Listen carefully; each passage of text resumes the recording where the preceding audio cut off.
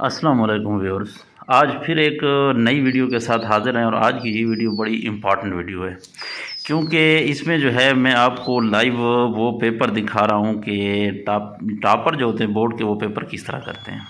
ठीक है, तो अपनी वीडियो को स्टार्ट करते हैं, बाकायदा आगे जाकर आपको सारी चीज़ें समझाते हैं। लेकिन इससे पहले कि अगर आपने अभी तक हमारे चैनल को सब्सक्राइब नहीं किया तो सब्सक्राइब करके बेल आइकन को जो है वो ऑल को सिलेक्ट कर लें। तो अभी मैं जो है ना वो करते हैं, ये फ़िलहाल सेकेंड ईयर के पेपर जो हैं ये मैं आपके साथ जो है शेयर कर रहा हूँ। ठीक हो गया, यानी कि अब असल में ये होता है ना, तरीक़ाकार होता है, हर एक चीज़ का अपना मेथड होता है। एक बहुत से स्टूडेंट ऐसे होते हैं, लायक होते हैं, पर उनको अटैम्प्ट करने का तरीका नहीं आता। ठीक हो गया, तो क्या तरीका होता है ये मैं आपके साथ पेपर यहाँ पे देखें, आगे तो शेयर नहीं कर रहा उस ऊपर वाली साइड पे। ठीक हो गया, बारह ये देखिए यहाँ से स्टार्ट हो रहा है, तो क्वेश्चन नंबर वगैरह जो भी हैं। तो सेक्शन बी जो है ये है, सेक्शन ए तो ऑलरेडी आपने एमसीक्यूज होते हैं। तो सेक्शन बी में क्या कहता है, यंग्स मॉडल्स। अब देख लीजिए जरा क्वेश्चन क्या कहते हैं, देखें। अब सेक्शन बी में अगर आए तो क्वेश्चन कहते हैं describe the difference between the bulk modulus and Young's modulus. ठीक हो गया, तो बल्क और यंग्स मॉडुलस में डिफरेंस क्या है। तो अब देखें क्वेश्चन में क्या लिखे, पहले यंग्स मॉडुलस की यहाँ पे अगर आप देखें तो ratio of the tensile stress to the tensile strain is called Young's modulus. ठीक हो गया, फिर उसकी रिप्रेजेंटेशन यानी हेडिंग दी है। आपने कोशिश करना है, देखो मैं आपको दिखा रहा हूँ कि मैक्सिमम हेडिंग देनी है। जितनी ज़्यादा आप हेडिंग देंगे, इस तरह समझ लें कि आपने उतना ही पेपर अच्छा अटैम्प्ट किया है। ठीक हो गया, अच्छा इसके बाद आगे आते हैं। ठीक हो गया, अब इधर देखें ज़रा। ठीक हो गया, ये यंग्स मॉडुलस हो गया, उसकी स्टेटमेंट हो गई, फिर उसकी रिप्रेजेंटेशन हो गई, रिप्रेजेंटेशन के बाद फिर उसकी ये डिराइवेशन हो गई। ठीक हो गया, तो डिराइवेशन जो है मैं लास्ट में देखो मैथमेटिकली, या फिर आप डिराइवेशन का नाम देते हैं, प्रूफ का नाम देते हैं, कोई हेडिंग दे देंगे। अच्छा, फिर इसके साथ इसको देखें, यहाँ पे आ रहे हैं इस तरह। ठीक हो गया, फिर जो है अच्छा यूनिट देखें, अब उसकी क्या है, यूनिट आ गई। तो ये इसको मतलब कंप्लीट डिस्क्राइब करके फिर आ जाते हैं दूसरा जो डिफरेंस बताना था बल्क मॉडल्स के साथ। तो बल्क मॉडल्स की फिर उसी तरह स्टेटमेंट आ गई या उसकी डेफिनीशन। ठीक हो गया, फिर जिन जो चीज़ होगी, अगर कोई स्टेटमेंट है, ला वगैरह है तो उसकी स्टेटमेंट लिख दोगे। अगर कोई चीज़ वो है डिफाइन करनी है, डेफिनीशन है, तो टर्म वगैरह वो डिफाइन कर लेंगे। फिर उसके बाद क्या हो जाएगा, मैथमेटिकली फिर उसकी जो है ये डिराइवेशन, क्योंकि टाइम का भी मसला होता है, आपने टाइम के फैक्टर को जो है वो नोट करना है। अगर आपने एक क्वेश्चन जो है वो लंबा कर दिया और बाकी को कम कर दिया, बहरहाल इसके ऊपर मैं डिटेल से एक अलग वीडियो आपके साथ शेयर करूंगा कि आपने किस तरह टाइम को डिवाइड करना है। तो अब आगे देखें, क्वेश्चन नंबर 4 पे आ जाते हैं। देखते हैं क्वेश्चन नंबर 4 था क्या चीज़। क्वेश्चन नंबर 4 हमारे पास ये देखें, question number 4 discuss the classification of magnetic material. ये सेकंड ईयर का जो है क्लासिफिकेशन ऑफ मैग्नेटिक मटेरियल, पहली हेडिंग दे दी। ठीक हो गया, अब उसको डिफाइन कर दिया, थोड़ा स्टेट कर दिया कि क्या चीज़ होते हैं मैग्नेटिक मटेरियल की क्लासिफिकेशन। फिर देखो फर्स्ट टाइप उसकी जो है पैरामैग्नेटिक हो गया, फिर उसके साथ उसकी एग्जांपल्स आ गई। एग्जांपल के साथ फिर आपने क्या करना है, डायामैग्नेटिक मटेरियल, और डायामैग्नेटिक के साथ फिर उसकी एग्जांपल आ गई, एग्जांपल, और फिर इसके साथ जो है फेरोमैग्नेटिक आ गया, और फिर उसकी एग्जांपल्स आ गई। ठीक हो गया, अच्छा ये क्वेश्चन यहाँ तक कंप्लीट हो गया। अब आ जाते हैं 4 के बाद उसने लिखा है तीसरा क्वेश्चन, थर्ड जो है differentiate between the crystalline amorphous and polymer solids. ठीक हो गया, अच्छा अब इसके ऊपर आ जाते हैं। तो यहाँ पे आपके पास क्या चीज़ है, यहाँ पे ये देख लेते हैं।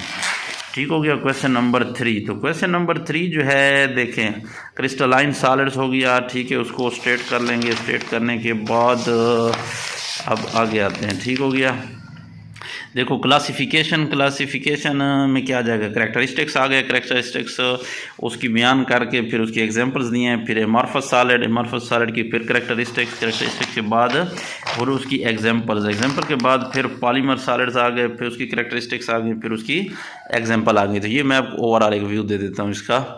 ठीक हो गया, तो ये इधर हो जाएगा। ठीक हो गया जनाब, आगे जो है ठीक हो गया, यानी मेन चीज़ जो है वो आपको मेथड बताना है, तरीकाकार क्या है। तो क्वेश्चन नंबर 5 अब देखते हैं क्वेश्चन नंबर 5 क्या था, क्या है।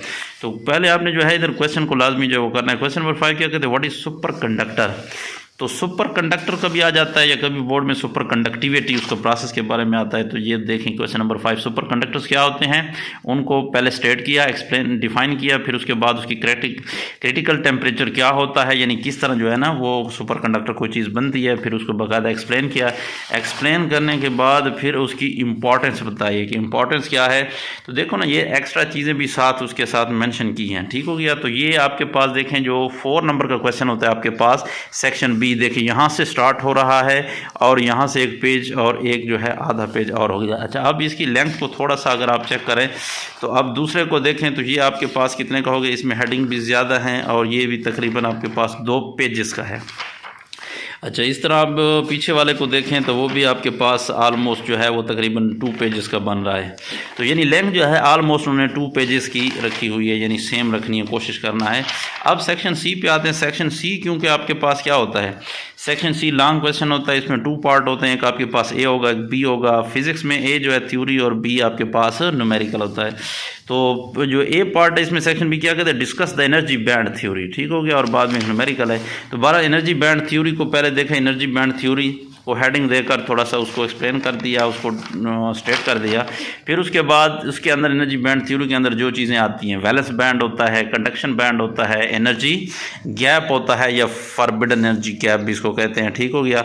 अच्छा, अब इस बुनियाद पर एनर्जी बैंड थ्योरी की बुनियाद पर हम किस तरह क्लासिफिकेशन करते हैं, ठीक हो गया। नहीं कि बस एनर्जी बैंड थ्योरी ये कहती है, यहाँ तक उसने लिख दिया, लेकिन उसके साथ साथ एनर्जी बैंड थ्योरी की बुनियाद पर हम किस तरह सॉलिड, अगर इस तरह भी कह सकते हैं, हाउ वी कैन यानी क्लासीफाई द डिफरेंट जो है materials on the basis of conduction band theory. तो बैंड थ्योरी की बुनियाद पर आप इंसुलेटर्स को कैसे डिफाइन करोगे, इंसुलेटर क्या, कौन से इंसुलेटर होंगे, एनर्जी बैंड थ्योरी क्या कहती है, जो किस, ठीक हो गया। इस तरह कंडक्टर्स क्या होंगे और सेमी कंडक्टर्स क्या होंगे, फिर उसके जो है बाकायदा डायग्राम भी इसके साथ बनाया है, ठीक है। डायग्राम बनाने के बाद अच्छा, अब इस को अगर लेंथ आप देखें तो इसकी लेंथ कितनी बन रही है, यानी तकरीबन ये तो पेज का एंड हो गया, 2 पेज ये बन गए, यानी तकरीबन 2 एंड क्वार्टर, यानी तकरीबन 2.25 पेज है। अच्छा, आगे जाते हैं न्यूमेरिकल के ऊपर। तो न्यूमेरिकल आपके पास ये न्यूमेरिकल है, यंग्स मॉडल्स फाइंड करना है। तो न्यूमेरिकल के लिए पहले आपको जो है गिवन क्या है, गिवन डेटा भी लिख सकते हैं या गिवन, फिर उसके बाद रिक्वायर्ड क्या चीज़ है, देखो यंग्स मॉडल्स फाइंड करना था, फिर उसका बाकायदा सोल्यूशन है। इसके अलावा आप फार्मूला की हेडिंग भी दे सकते हो, फार्मूला, ठीक हो गया। फिर उसके बाद फार्मूला अप्लाई करके उसकी कैलकुलेशन करके डायरेक्ट आंसर एंड पे निकाला है। अच्छा, एक और तजवीज़ मैं आपको ये दूंगा कि एंड पे जो न्यूमेरिकल का टाइप का आंसर आ जाए ना, उस आंसर को आपने क्या करना होता है, उसको एक रेक्टेंगल चीज़ में जो है वो बंद कर दिया करें, ठीक है। जैसे लेट सपोज मैं जो है इसको यहाँ पे आप ऐसे कर सकते हैं, यानी आपने बड़े एक पोलाइट तरीके से, बड़े जो है ना, मैं तो वैसे रफली कर रहा हूँ, पर आपने इस तरह जो है इसको क्या कर देना है, एक डब्बी नुमा चीज़ में बंद कर देना है, ठीक हो गया। अच्छा, इसके साथ ही मैं एक दूसरा पेपर भी आपके साथ शेयर करता हूँ, 1 मिनट ज़रा उसको भी देख लेते हैं। अच्छा, अभी आ जाते हैं ये दूसरे एक पेपर के ऊपर, ठीक है। अब इसको भी और उसको ज़रा जहन में आपने रखना है, ये वही चीज़ है। और इसकी अब हेडिंग देखें, ज़रा देखें क्वेश्चन, देखो सेक्शन की हेडिंग देखें। अच्छा, एक पहली चीज़ जो इंप्रेशन डालती है फर्स्ट एग्जामिनर, वो आपकी राइटिंग होती है। जब आप राइटिंग, आपका फर्स्ट जो है वो क्या होता है, आपका क्या कहते हैं, सफारशी होता है। जो फर्स्ट टाइम आपकी देखो, जो ही आपकी नज़र पड़ेगी, अब जानता तो नहीं होता स्टूडेंट को एग्जामिनर, तो इसलिए उसके जहन में खाका बन जाता है कि ये बड़ा एक काबिल स्टूडेंट है, जो भी है बाहर। तो अब यहाँ पे आपने हेडिंग को और इन चीज़ों को खसूसी ध्यान पे देखना। सेक्शन बी हो गया, सीरियल नंबर 1 क्वेश्चन नंबर 2 है, ठीक हो गया, यानी कि पहले नंबर पर 2 को किया जा रहा है, ठीक हो गया। तो यहाँ पे आपके पास पहले नंबर ये क्या हो गया, यंग्स मॉडल्स हो गया, डेफिनेशन उसकी देखिए। फिर उसके बाद देखो मैथमेटिकल हेडिंग दी है। मैथमेटिकल के बाद फिर क्या किया है, देखें यहाँ पे ज़रा इसको। अच्छा, ओवरऑल व्यू भी आपको पता चले साथ, तो ये क्या हो जाता है, unit of the Young's models हो गया, फिर उसके बाद बल्क मॉडल्स, फिर उसकी डेफिनेशन हो गई, फिर बल्क मॉडल्स की जो है इसके साथ ये इसको क्या जाता है, मैथमेटिकली हो गया, फिर उसकी यूनिट हो गई। तो यानी दोनों का कंपैरिजन हो गया, तो दोनों की जो है ये यानी कंपैरिजन उसका हो गया, ठीक हो गया। अच्छा, उसके बाद आ जाते हैं क्वेश्चन नंबर 2 के ऊपर। क्वेश्चन वही हैं, ठीक हो गया। ये आपके पास जो क्लासिफिकेशन थी मुख्तलिफ जो है क्या कहते हैं, क्रिस्टलाइन सॉलिड्स, अमॉर्फस और पॉलीमर्स, उसकी बुनियाद पर। अब इसमें देखिए क्या किया है, देखो first of all question number 3 को तो क्या कर दिया, crystalline solids definition. Crystalline solids क्या है, अच्छा उसके बाद देखें एक्स्ट्रा जो है इन्होंने वो क्या कहते हैं डायग्राम भी बना लिया है। लेकिन ये चीज़ें आप तब उसके साथ कर सकते हैं, एक अब उनको आपको अबूर भी होना चाहिए, और दूसरी बात ये है कि आपके पास इतना टाइम होना चाहिए, आपके पास फ्लुएंसी होनी चाहिए राइटिंग में, ठीक हो गया। अच्छा, ये characteristics of the crystalline solids, ठीक हो गया। उसकी कैरेक्टरिस्टिक्स नंबरिंग के साथ या इस तरह तीर के निशान लगाकर, फिर उसके बाद उसकी एग्जांपल्स आ जाती हैं। एग्जांपल्स के बाद अब देखें क्या आ जाता है, अमॉर्फस सॉलिड का, ठीक हो गया। उसकी पहले डिफ़ाइन कर दिया क्या होते हैं, उसकी स्टेटमेंट फिर यानी डेफिनेशन लिख दी, डेफिनेशन के बाद फिर उसकी करैक्टरिस्टिक के बाद देखें फिर उसकी एग्जांपल्स, और एग्जांपल जो है यहाँ पे देखें ना, थोड़ा सा जो है वो फ़ायदा उठाया केमिस्ट्री का, केमिस्ट्री वाली चीज़ें भी इसके साथ आप ऐड कर सकते हैं एक्स्ट्रा, क्योंकि चीज़ें तो वही हैं बहरहाल, तो ये स्ट्रक्चर वगैरह इसके साथ ऐड कर सकते हैं। इसी तरह आपके पास पॉलीमेरिक जो है वो सॉलिड्स हैं, डेफिनेशन हो गई पॉलीमेरिक की, फिर उसकी करैक्टरिस्टिक्स हो गई, करैक्टरिस्टिक्स के साथ अब यहाँ पे देखें आपके पास क्या होगी, आखिर में एग्जांपल्स आ गए। ये दूसरा क्वेश्चन भी कंप्लीट हुआ। अच्छा, अगला क्वेश्चन जो है तीसरा क्या कहते हैं, क्वेश्चन नंबर 4 आपके पास था, यानी क्या है, मैग्नेटिक मटेरियल्स, ठीक हो गया। तो पैरामैग्नेटिक मटेरियल हो गया, फर्स्ट उसकी डेफिनेशन हो गई, डेफिनेशन के बाद देखें ना हेडिंग देखें, फिर करैक्टरिस्टिक्स हो गई, करैक्टरिस्टिक के बाद उसकी एग्जांपल्स हो गई। सिमिलरली सारी चीज़ों को इस तरह रिपीट किया, यानी आगे वाले जो डायमैग्नेटिक मटेरियल्स हैं उसकी डेफिनेशन हो गई, डेफिनेशन के बाद फिर उसकी करैक्टरिस्टिक्स हो गई। अब आपको मैं ओवरऑल व्यू दे देता हूँ इसका, ठीक हो गया।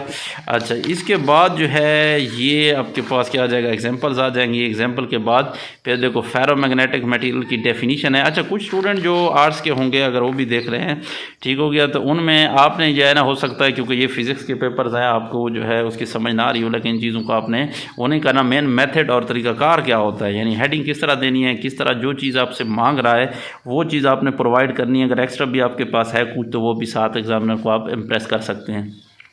अच्छा, इसके साथ करैक्टरिस्टिक्स आ जाएंगी, फेरोमैग्नेटिक मटेरियल की डेफिनेशन, फिर उसकी करैक्टरिस्टिक्स और एग्जांपल, ठीक हो गया। अच्छा, यहाँ तक ये हो गया। अब क्वेश्चन नंबर 5 पे आते हैं। तो 5 में क्या हो जाएगा, सुपर कंडक्टर्स क्या है, सुपर कंडक्टर्स की डेफिनेशन आ गई, फिर क्रिटिकल टेम्परेचर यानी किस तरह वो सुपर कंडक्टर्स बनते हैं, फिर उसके बाद examples of the super conductors हो गया, कौन से टेम्परेचर पर सुपर कंडक्टर्स, ठीक हो गया। अब देखिए डिफरेंट जो है उन्होंने चीज़ों को हाईलाइट कर दिया है, ठीक हो गया। तो ये मेन चीज़ें आप ये भी इसके साथ, लेकिन एक बात का आपने ख्याल रखना है कि यहाँ इन्होंने ग्रीन पेन यूज़ किया है, लेकिन ग्रीन पेन आपको पता होना चाहिए बोर्ड के अंदर जब मार्किंग होती है वो रीचेकिंग के लिए यूज़ होता है। तो आप जो है इस चीज़ से गुरेज करें, परहेज़ करें कि रेड आपने जो है वो पेन को यूज़ नहीं करना, और उसके साथ साथ रेड के साथ क्या कहते हैं अपना जो है क्या नाम है ग्रीन को, लेकिन ग्रीन रीचेकिंग के लिए, रेड चेकिंग के लिए हो गया, ठीक हो गया। बाल उसके साथ importance of the super conductors की इंपॉर्टेंस क्या है, साथ देखो एक्स्ट्रा उसने uses of the super conductor भी बताए हैं, ठीक हो गया। तो अच्छा, इसके साथ आगे आ जाते हैं। Next question section C start हो गया है। तो सेक्शन सी में आपके पास एनर्जी बैंड थ्योरी, ठीक हो, स्टेटमेंट के बाद एनर्जी बैंड्स होते क्या हैं, फिर फॉरबिडन एनर्जी गैप क्या होता है, फिर वैलेंस बैंड क्या होता है उसकी एग्जांपल्स दे दिए, फिर कंडक्शन बैंड क्या होता है उसकी एग्जांपल्स दे दिया, ठीक हो गया। अच्छा, यहाँ तक। और फिर उसके बाद सेक्शन बी वाला जिसका न्यूमेरिकल होता है, वो न्यूमेरिकल क्या है, गिवन आपके पास गिवन डेटा हो गया, गिवन डेटा के बाद आपने क्या करना है, फाइंड क्या करना है, और फिर उसका सोल्यूशन आ जाएगा। सोल्यूशन के बाद कैलकुलेशंस करके आंसर जो है वो एंड पे लिख दिया है, और उसके साथ जो है ये पेपर भी एंड हुआ। तो बहरहाल उम्मीद है आपको बहुत कुछ जो है इससे सीखने को मिला होगा। फिर भी अच्छा, इसके साथ मैं कोशिश करूंगा सीक्वेंस के साथ जो है एक मुकम्मल जो है चैप्टर वाइज किस्म के इम्पॉर्टेंट क्वेश्चन भी हो जाएंगे फिज़िक्स के, और उसके साथ साथ जो है आपको जो है वो पैटर्न और तरीक़ाकार और हेडिंग्स और ये चीज़ें भी साथ मिल जाएंगी, ठीक हो गया। तो देखते रहें इल्मी लोग। अल्लाह हाफ़िज़।